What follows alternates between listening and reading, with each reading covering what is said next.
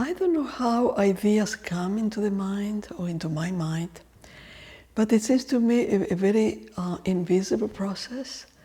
How something could be like a seed that germinates or not, that is planted at some point, could be something that happened 30, 40 years ago, maybe something I read, could be a poem, or something I discovered, or something that I'm curious about, or I resonate with. All those things are very mysterious, and I cannot really explain why I do this and I don't do that. But somehow one thing brings another and another, and I can see like a thread connecting most of the work I have been doing. I will say now maybe for the last 65, I'm 87 now. I'm supposed I began working in my early 20s. Could be easily what I have been doing for the last 60 years. And I see that consistently I have been looking for something that I don't know how to name or describe, but it's not obvious to the mind or obvious to the eye. And it's like an exploration on how to go to those places which seems to be hidden, to be invisible or to be dark, in the sense that they cannot be seen.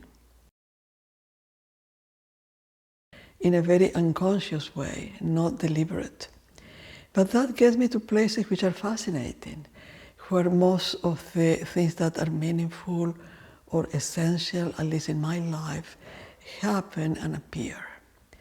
So when I look at my paintings and I wonder what is it that I'm doing or trying to do, I cannot come with anything that is rational or that is logical. I just be with the process. I just try to be with the process. I became fascinated by what happens invisibly in the bed of rivers. The mud of each river is very different in content, in texture, in color, even in history. Like for instance in ancient Mesopotamia, by the Tigris and the Euphrates. They created tablets, and in those tablets they incise their alphabet, their text. And when I do that in my studio, I do the reverse.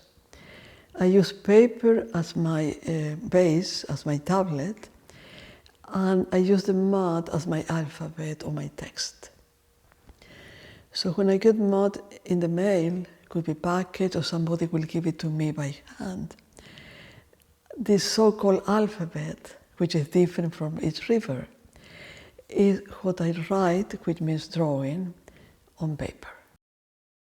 If I go to the beginning of that process, it's like bringing from the dark in the bottom of the river, bringing to the light, where I mix mud with water and an adhesive. And with that, submerge becomes the beginning of the process. I take it out of this darkness to the light, they will dry, and I can do that many times as I need to. Sometimes those drawings I use to make something different with them. I roll them up and they become scrolls. When I roll them up and I glue the edges, they're sealed, I will say, forever. So you can see part of the drawing, but we can never see the whole drawing because it's already a scroll.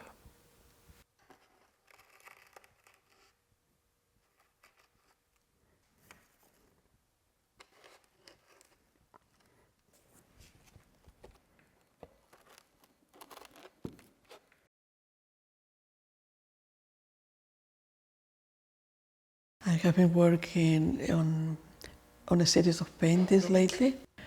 They are called Threshold. I like to work in that area where we don't know exactly what or how things are. In the current group of paintings, I think there are 9 canvases, so it's about the same size. You don't spend a lot of time looking. You cannot discover things. You cannot dig out or unearth the letters of what's there. And it's a very, very slow process of working, going from one to another. waiting sometimes a month or two or more without actually doing anything which is tangible. But I notice how I can be with what I'm doing without actually doing. And I see the same when I work with paper. Like for instance, with paintings, I use oil as a medium. That slow process invites me to add layers. It doesn't mean that everything gets covered. So this accumulation is in a way very rich because contains everything that I have done there before from the beginning.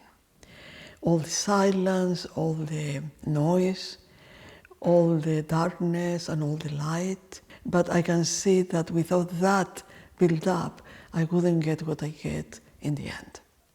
Theoretically, I can go on forever. But when I feel that it's complete, my process, then I stop.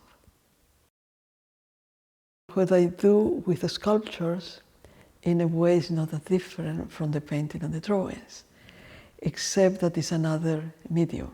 It's another manifestation of the same ideas.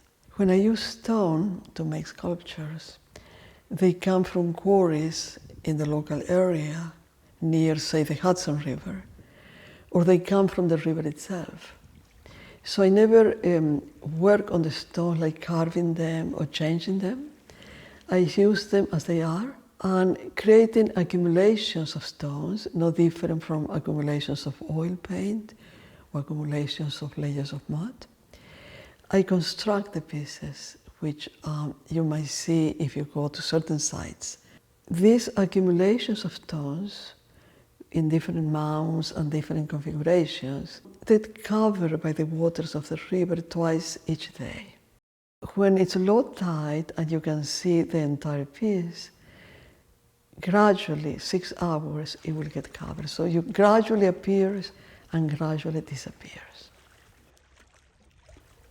And that's the way I think we discover things, when we stay with a slow process, how it becomes what it is. And I think it's not different from our lives, how we become who we are, and how that is not fixed, because it changes constantly. If I just look at the surface and walk by to the next one, I miss what is most important. But if I stay there for a long time, many things begin to be revealed, which were not visible right away at the beginning. The same, I don't see any separation between life and death, because I think they're there all the time. So this kind of unfolding from moment to moment is life itself, and is art itself. You know, the past informs the present, but it's not the present. What counts is this moment. And nobody knows what's going to happen tomorrow or the day after. That's a mystery.